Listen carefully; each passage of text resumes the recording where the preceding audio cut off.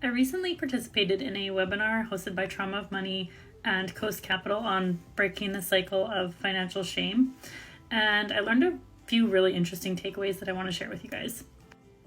The main thing that stood out to me was not talking about money and not allowing ourselves to feel and process shame just keeps us in a perpetual cycle of poor money management, avoidance, and negative financial impacts.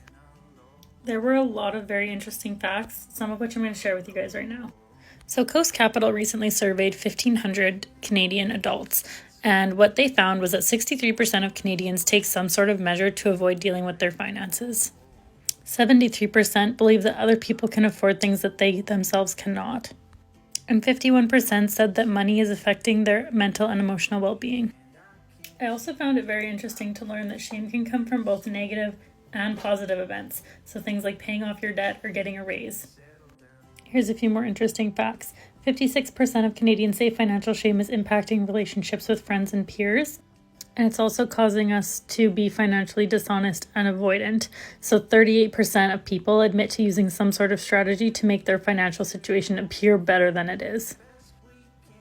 One of the other takeaways that I really liked was to ask yourself, when you're thinking of your shame, who benefits from my financial shame? Who benefits from me continuing to be avoidant with my money, continuing to not talk about it, continuing to play small? Who benefits from that? It's an interesting question that I never thought to ask. And one last takeaway that I really loved was to write a letter to money as if it was a person.